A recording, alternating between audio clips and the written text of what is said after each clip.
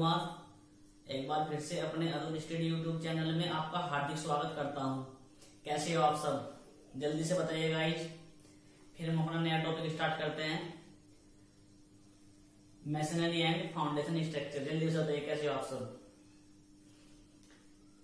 ठीक है, अच्छे हैं। देखो गाइस, मैंने अपनी पिछली वीडियो में आपको बताया था मैसनरी एंड फाउंडेशन स्ट्रक्चर क्या होता है। ठीक है, आज हम इसके कुछ डेरिवेशंस लेके चलेंगे, कुछ प्रॉब्लम्स लेके चलेंगे। ठीक है गाइज, तो आप हेडिंग डालिए resultant of horizontal pressure. Resultant of horizontal pressure.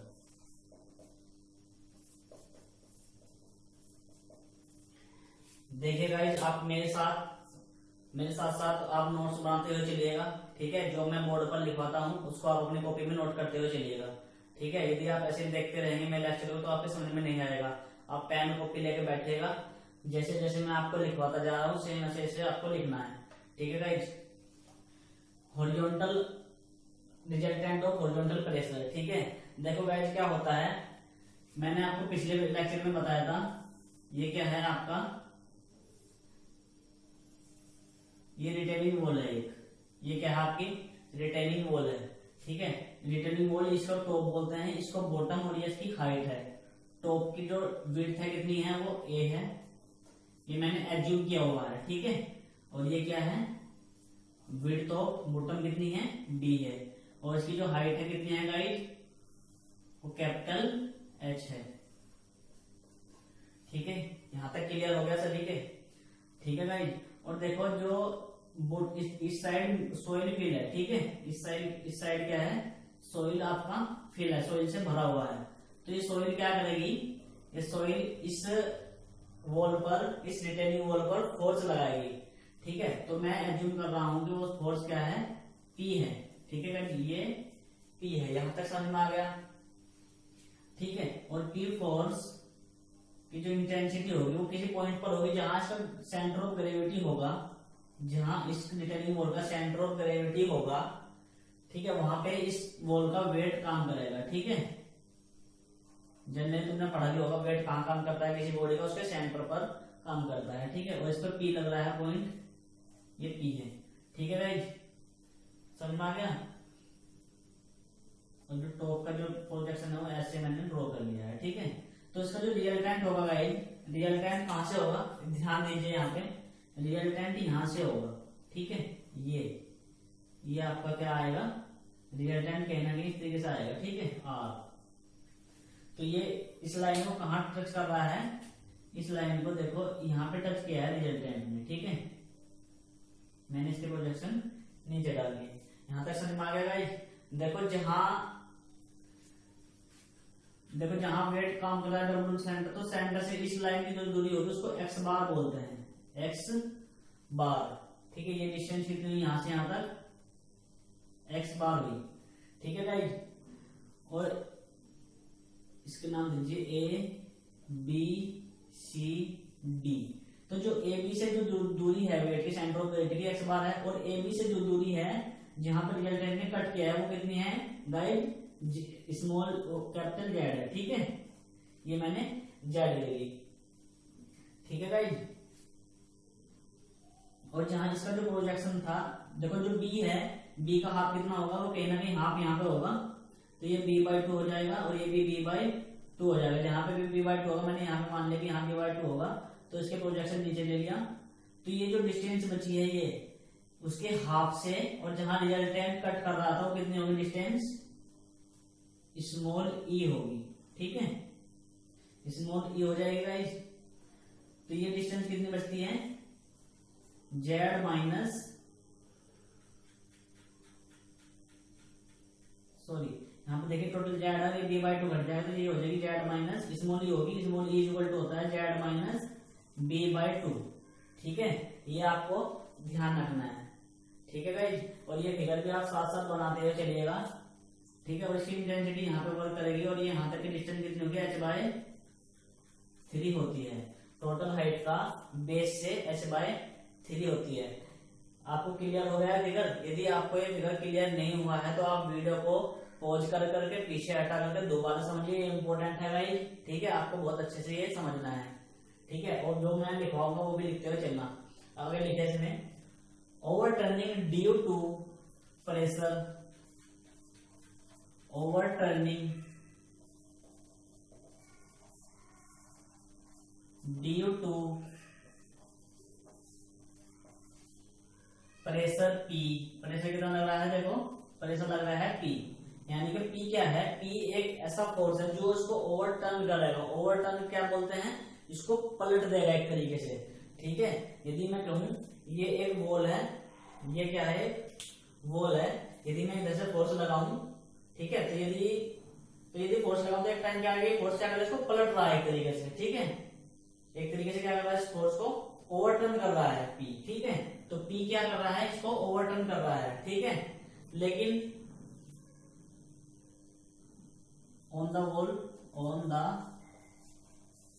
लेकिन ये पलट क्यों नहीं रहा है? इसको कोई ना कोई रेजिस्ट कर रहा होगा, इसको कोई ना कोई रेजिस्ट कर रहा होगा, रोक रहा होगा एक तरीके से। कौन रोक रहा है? कौन रोक सकता है इसको? इसको रोक सकता है इस स्ट्रक्चर का, इस रिटर्निंग वॉल का वेट। ठीक है, एंड यहां लिखेंगे एंड इट्स रेजिस्टेंस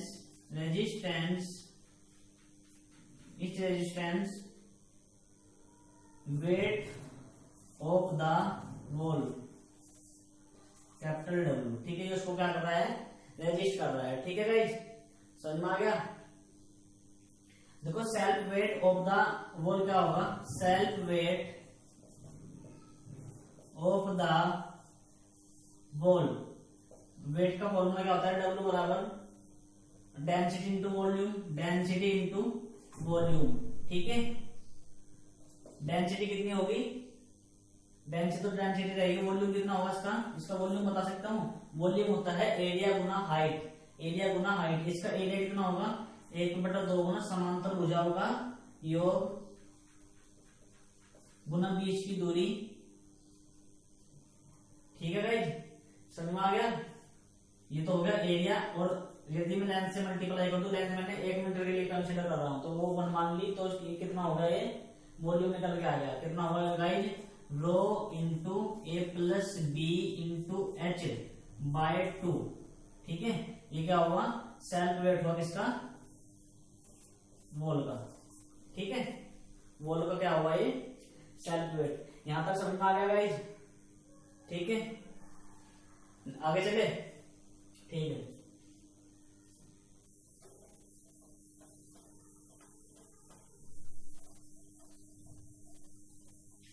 तो हमने सेल्फ वेट इसका फाइंड आउट कर लिया है। ठीक है, आगे लिखिए दिस इज वर्टिकल। ये जो वेट था ये क्या है? वर्टिकल था एक तरीके से। अभी बोल रहे हैं, अभी फिगर में बता दें कि वर्टिकल है। लिखो this is vertical and it's line, this is vertical and it's line of action, this line of action passes through center of gravity, line of action passes through center of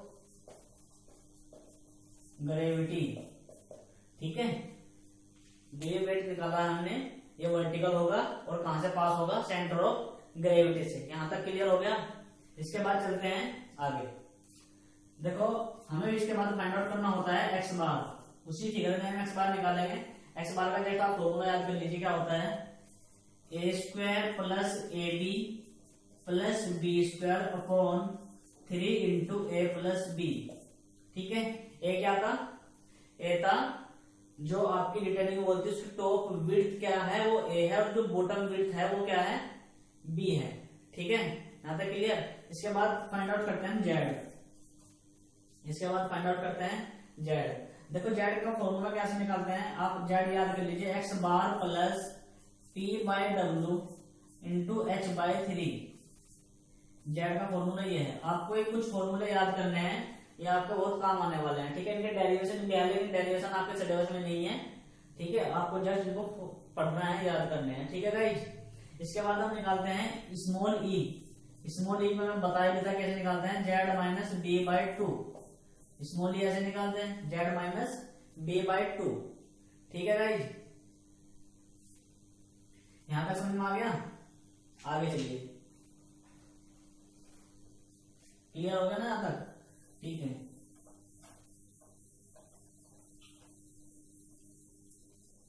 तो guys हमने x बार भी निकाल लिया, Z भी निकाल लिया और ई भी निकाल लिया, ठीक है।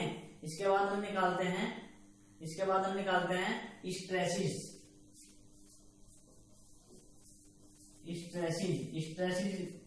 कैसे निकलेगी स्ट्रेसिस का, देखो डेरिवेशन नहीं करवाऊंगा, ज्यादा जस्ट फॉर्मूला बताऊंगा, जस्ट आपको मैं फॉर्मूला बताऊंगा। तो फॉर्मूला क्या है आपका, W by B 1 plus 6E by B, और यहाँ पे माइनस होता है, प्लस माइनस होता है, ये होता है फॉर्मूला आपका, ठीक है। यदि किसी को ये जानना है कि फॉर्मूला कहाँ से आया है तो आप बुक से पढ़ सकते हैं, या फिर आप मुझसे अलग से कांटेक्ट करके मेल वगैरह करके अलग से पूछ सकते हैं, ठीक है। मैं आपको डेरिवेशन नहीं करवाने वाला हूँ, ठीक है, क्योंकि आपका डेरिवेशन सिलेबस में नहीं है, ठीक है भाई। तो स्ट्रेसिस का फॉर्मूला पता लग गया। यदि मैं पॉजिटिव लेता हूं तो क्या होता है, मैक्सिमम स्ट्रेस निकलेगी। यदि नेगेटिव लूंगा तो मिनिमम स्ट्रेस निकलेगी, ठीक है। लिख लिया आप, positive sign maximum stress,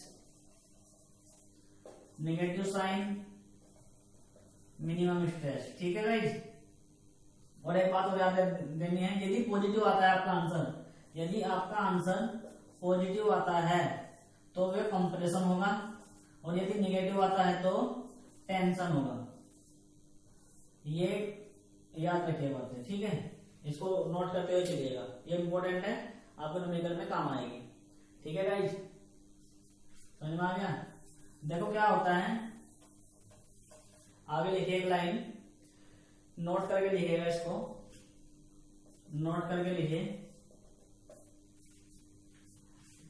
tensile stress should not produce in masonry, यानी कि जो मैसनरी होता है, जो चिनाई का जो कार्य होता है, उसमें टेंसाइल नहीं आनी चाहिए, टेंशन नहीं आनी चाहिए। टेंशन मतलब क्रैक नहीं आनी चाहिए, ठीक है।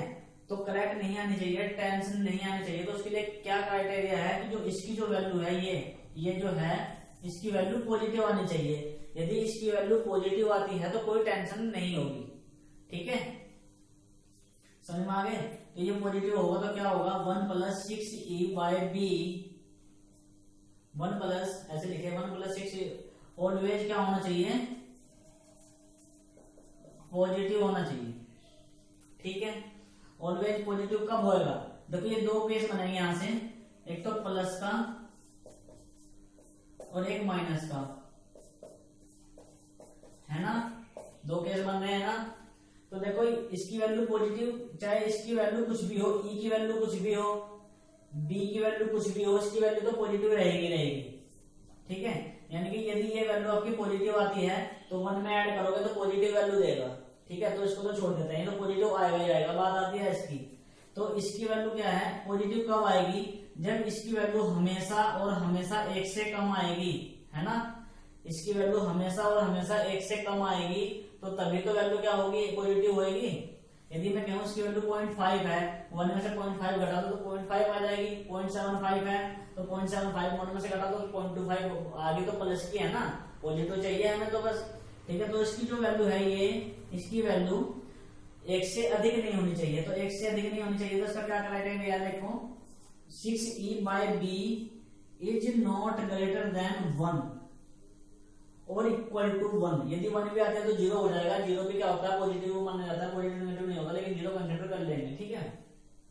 तो यहां से E की वैल्यू क्या निकल रहा आ रही है, E की वैल्यू आ रही है, इसकी मल्टीप्लिकेशन करेंगे B बाय 6, ठीक है गाइज, ये आता है E की वैल्यू।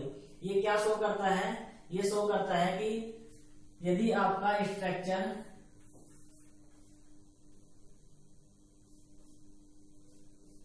इस तरीके से बना है तो ये टोटल कितनी डिस्टेंस आई है, B बाय 6 आई है, तो ये B बाय 3 और ये B बाय 3, ठीक है। तो यानी कि b/3 इसका मतलब है कि मिडिल थर्ड रूल है। तो यहाँ से तुम्हें कोई पूछता है आपको मिडिल थर्ड रूल क्या है, तो ये क्या है आपका मिडिल थर्ड रूल है। ठीक है, मिडिल थर्ड रूल के लिए आपको इतना करना पड़ेगा। ठीक है भाई, रिजल्टेंट ऑफ हॉरिजॉन्टल प्रेशर डाल करके हेडिंग यहाँ तक का करना पड़ेगा। ये क्या आपका मिडिल थर्ड रूल है। ठीक है भाई, ये समझ में आ गया। आप इसको एक बार रिवीजन करिएगा। ठीक है, जिसकी समझ में नहीं आया है वो पूछ सकता है। ठीक है, बहुत इंपॉर्टेंट है गाइस। ठीक है,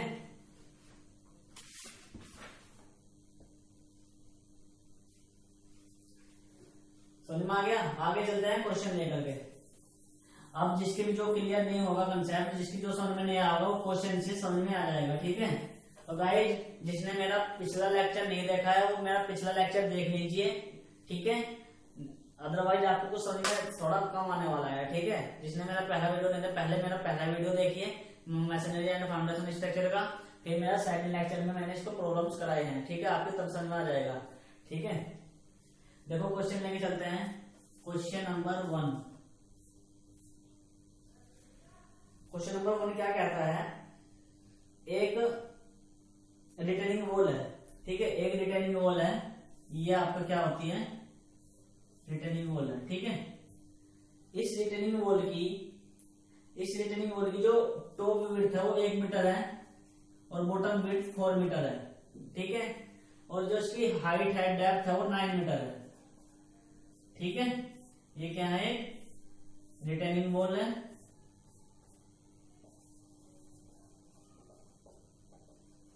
रिटेनिंग वॉल है, रिटेनिंग वॉल है। रिटेनिंग वॉल की जो टॉप विड्थ है वो 1 मीटर है, बॉटम विड्थ 4 मीटर है और डेप्थ जो इसकी है वो क्या है 9 मीटर है। ठीक है, और डेंसिटी जो है, जो डेंसिटी है इसकी डेंसिटी क्या है, रो इज इक्वल टू कितना है 20 किलो न्यूटन पर मीटर स्क्वायर, 20 किलो न्यूटन पर मीटर स्क्वायर। ठीक है, ये इसकी क्या हुई डेंसिटी। एक होता है हॉरिजॉन्टल प्रेशर भी गिवन है, हॉरिजॉन्टल प्रेशर कितना है 25 किलो न्यूटन पर मीटर स्क्वायर, 25 किलो न्यूटन पर मीटर स्क्वायर। ठीक है, समझ में आ गया, कोई इशू। ठीक है, आगे चलते हैं। तो हमसे पूछा गया है, देखो गिवन कितना है, गिवन डाटा क्या है, ए की वैल्यू कितनी है 1 है, बी की वैल्यू कितनी है 4 है और एच की वैल्यू कितनी है 9 है और रो की वैल्यू कितनी है और हॉरिजॉन्टल प्रेशर आपके पास इतना क्यों नहीं, ये आपके पास जस्ट क्वेश्चन है। आपसे पूछा गया हुआ है maximum and minimum stress, maximum and minimum stress, maximum and minimum stress कितना है ये आपको ज्ञात करना है। ठीक है भाई, कर सकते हो। देखिए कैसे करेंगे इसको। हमें अब मैक्सिमम एंड मिनिमम स्ट्रेस निकालना है। मैक्सिमम एंड मिनिमम स्ट्रेस का फॉर्मूला क्या था, स्ट्रेसिस निकलेंगे। वी नो दैट, हम जानते हैं कि stresses is equal to W upon B 1 plus minus 6E/B ये होती है। ठीक है, स्ट्रेसिस ये होती है। यदि मैं प्लस की वैल्यू लेता हूं, यदि मैं साइन प्लस लेता हूं तो मैक्सिमम स्ट्रेस निकलेगी और यदि माइनस साइन लेता हूं तो मिनिमम स्ट्रेस निकलेगी। ठीक है गाइज, तो देखो गाइज मेरे को बी पता है, ओनली क्या पता है मुझको बी पता है। ठीक है, ना तो ई पता है ना डब्ल्यू पता है। यदि मुझे ई और डब्ल्यू पता चल जाए तो क्वेश्चन हो जाएगा, है ना। तो ई फाइंड आउट करना है, तो ई डब्ल्यू और ई फाइंड आउट करने हैं मेरे को बस, है ना। तो ई कैसे निकलेगा, ई निकलेगा आपका जेड माइनस B/2 से, है ना। ये फॉर्मूला है ना ई का, देखते चलिए पीछे मैंने ये लिखा था जेड माइनस B/2 से। तो अब मुझे जेड चाहिए। ठीक है, तो जेड कैसे निकलेगा, जेड का बताया था x बार प्लस P/W इंटू h/3, है ना। और इसके लिए मुझे x बार भी चाहिए, P भी चाहिए और W भी चाहिए। तो x बार का फॉर्मूला क्या था, a² plus AB plus B² upon 3 into A plus B। ठीक है, और W चाहिए, W का फॉर्मूला क्या था, W कैसे निकालोगे और P कैसे निकालोगे। ठीक है, तो ये सब चीज निकालने सबसे पहले मैं निकालता हूं W। ठीक है, W बोले तो वेट ऑफ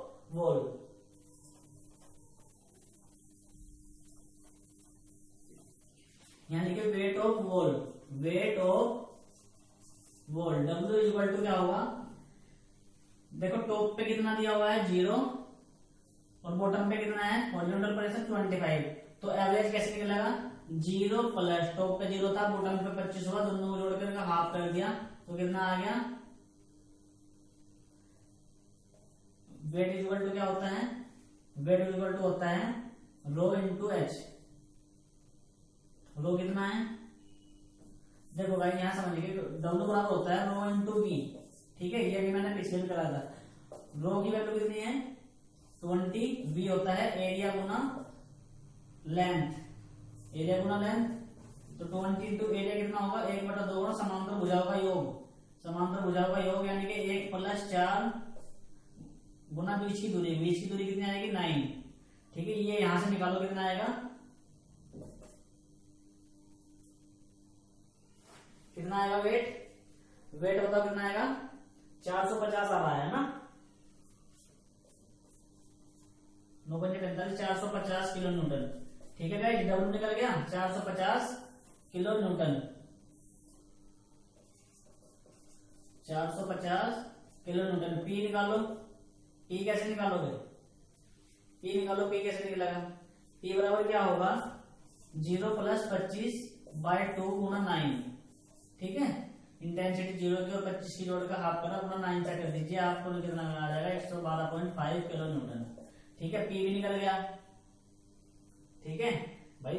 0 स्टार्टिंग में 0 है प्रेशर, जैसे जैसे नीचे आ रहे हो प्रेशर बढ़ेगा, 25 होगा, दोनों का एवरेज कितना होगा 25/2 हो जाएगा, मल्टीप्लाई 9 से करनी है कितनी हाइट तक का है ना ग्रेजुएशन रहा है, तो ऐसे निकल जाएगा 112 पी कितना है 112.5 किलो न्यूटन, ठीक है। डब्ल्यू भी निकल गया, पी भी निकल गया, मेरे को चाहिए एक्स बार। एक्स बार के लिए क्या फॉर्मूला था a² + ab + b² 3 × a + b, उसमें आप फॉर्मूले में मान रखिए a का मान कितना है 1 + ab 1 × 4 + b² 3 × 1 + 4,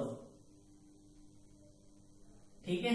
इसकी जस्ट कैलकुलेशन करिए कितना आएगा, कैलकुलेशन करने के बाद कितना आएगा इसका गाइस 1.4 मीटर, ठीक है। एक्स बार निकल गया, एक्स बार निकालने के बाद मैं क्या निकाल लूंगा अपना ई निकाल सकता हूं, ई निकालूंगा ना, जेड निकाल सकता हूं, जेड, तो जेड निकालो, Z equal to x bar plus K p/w into h/3, x बार निकल गया 1.4, पी की वैल्यू कितनी निकली 112.5, डब्ल्यू की वैल्यू कितनी निकली 450, एच की वैल्यू कितनी है 9/3, इसकी कैलकुलेशन करो, कैलकुलेशन करके मुझे बताओ जल्दी कितना आया, कितना आया जल्दी कीजिए, ठीक है 2.15 मीटर, ठीक है सही है, ठीक है। इसके बाद में ई निकालूंगा, ई इक्वल टू क्या होगा z - b/2, यानी कि 2.15 माइनस b कितना है आपका b 4 है, 4/2 कितना आएगा 0.15 मीटर, ठीक है। तो ये सभी की सभी वैल्यूज आपकी निकल गई हैं, ठीक है। आपको अब क्या फाइंड आउट करना है बस स्ट्रेस, तो स्ट्रेस कैसे निकलेगी,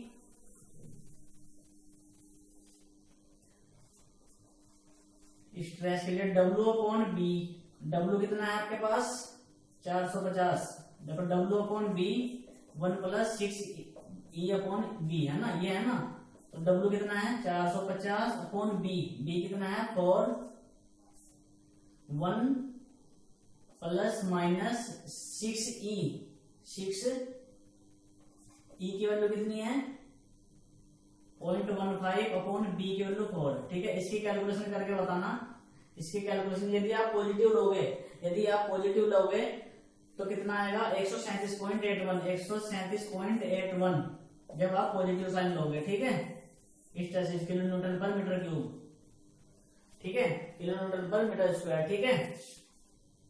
और जब नेगेटिव साइन लोगे तो कितना आएगा, जब नेगेटिव साइन लोगे तो कितना आएगा, कैलकुलेशन करना बस यहाँ पे माइनस करना है, ठीक है, बाकी कुछ भी चेंज नहीं करना है। 87.18 किलो न्यूटन पर मीटर स्क्वायर, देखो दोनों पॉजिटिव आएगी तो ये भी कंपैरिजन में होगी और ये भी कंपैरिजन में होगी, ठीक है। तो गाइज टेंशन में नहीं आना है आंसर, आपको कंपैरिजन में आएगा, कंपैरिजन में आने का मतलब है कि आपका जो स्ट्रक्चर है शेप है, ठीक है, क्लियर हो गया।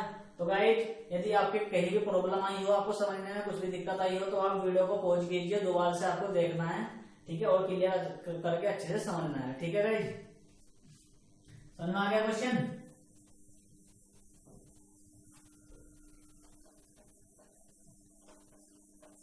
देखो भाई नेक्स्ट क्वेश्चन लेके चलते हैं। क्वेश्चन नंबर 2, क्वेश्चन नंबर 2 इसी से कोरिलेटेड है, इसी क्वेश्चन से कोरिलेटेड है। कहा गया है व्हेन टेंशन, हाँ इसी से कोरिलेटेड है क्वेश्चन। हाँ, when tension is not produced,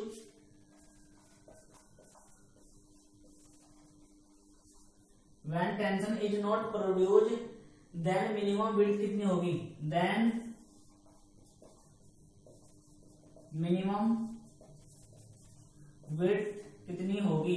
इन्होंने कह रहा है कि यदि टेंशन ना हो, यदि इसमें टेंशन डेवलप ना हो तो मिनिमम विड्थ कितनी होगी? ठीक है, इस बार क्या बोला है कि ये था क्वेश्चन, ये 1 मीटर थी और ये बी है इस बार, और ये 9 है। ठीक है, अब क्या हमें 4 नहीं लेना है, बी ही लेनी है, तो उस बी की वैल्यू बतानी है। ठीक है, जब टेंशन प्रोड्यूस ना हो। ठीक है गाइज, समझ में आ गया? तो देखो गाइज, हमने एक्स बार निकालना था, एक्स बार का फॉर्मूला क्या था? A square plus A B, यानी कि बी आ जाएगा, फिर B square upon 3 into 1 plus B, ये आ जाएगा एक्स बार इस बार। ठीक है, जब बी की वैल्यू बी ही हो तभी आएगा। ठीक है, समझ में आ गया? और डब्ल्यू कैसे निकालोगे? डब्ल्यू बराबर ए प्लस बी बाय 2 गुना 9 इंटू रो की वैल्यू 20। ठीक है, 90 आ जाएगा, इससे इसको डिवाइड कर दो, 90 इंटू 1 प्लस बी। ठीक है, ये आ गया डब्ल्यू। और इसके बाद क्या निकालोगे? इसके बाद जेड इक्वल टू क्या था? ई माइनस बी बाय 2 है ना, तो जेड इक्वल टू क्या था? E minus, sorry e equal to था, e equal to z minus b by 2। ठीक है, तो जेड निकालोगे तो कितना जाएगा? ई प्लस जेड निकालोगे तो ई प्लस बी बाई 2।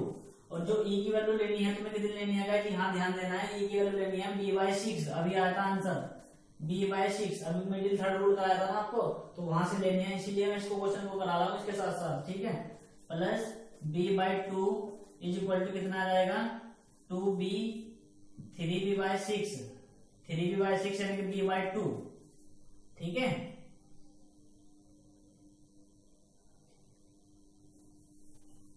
इनका एडिशन कितना आएगा? 6b plus 3b 4b by 6 यानी कि 2b बाई 3 आएगा, 2b बाई 3 आएगा। ठीक है, यहां से जेड निकल गया। और जेड का फॉर्मूला क्या होता था? जेड इक्वल टू होता था एक्स बार प्लस के P upon W into H by 3, ये होता था ना।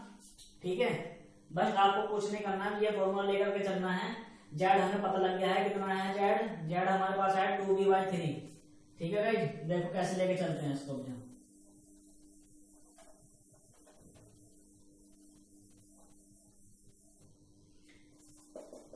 X bar plus K B by E by W into H by 3। ठीक है, ये है, ये कितना आया? 2b bye 3। ठीक है, is equal to x bar का फॉर्मूला क्या है? X bar 1 plus B square upon 3 into 1 plus B, ये था ना, plus P upon W. P की वैल्यू कितनी थी? पी की वैल्यू जो आपकी थी 112.5 और डब्ल्यू की वैल्यू कितनी थी? 1 प्लस बी इंटू 90। ठीक है, इंटू एच बाई 3, एच की वैल्यू है 9 बाई 3। ठीक है, तो आपको गाइस यहां से इसकी कैलकुलेशन करनी है। जस्ट इसकी कैलकुलेशन थोड़ी जटिल होगी, लेकिन विद द हेल्प ऑफ कैलसी से करनी है। ठीक है, कैलसी से करोगे, जैसे 3 3 9 30 आ जाएगा, फिर इनका एलसीएम लेना है। ठीक है, 3 से 3 कट जाएंगे सब, ये 10 आ जाएगा। ठीक है, आपको मल्टीप्लाई करना है, इसकी एलसीएम लेकर के यहाँ से बी फाइंड आउट करना है। ठीक है, कर लोगे। बी की वैल्यू कितनी आ जाएगी? 3.04 मीटर, 3.04 मीटर। तो मिनिमम विड्थ पहुंचा था, तो hence we can say that the minimum width of the retaining wall is 3.04 metre. ठीक है, तो guys I hope these questions of retaining wall are cleared of you, hence I hope that any concept are clear you। ठीक है, तो guys यदि आपको कोई problems हो, कोई प्रॉब्लम सामने आई हो रिटेनिंग वॉल के क्वेश्चन करने में, इसका कंसेप्ट समझने में, ठीक है, तो आप वीडियो को पॉज कीजिए, बार बार देखिए वीडियो को। ठीक है, और इसको जरा सा भी स्किप मत कीजिए। यदि आप वीडियो को स्किप करेंगे तो आपको कुछ समझ में नहीं आने वाला है। ठीक है गाइज, ओके।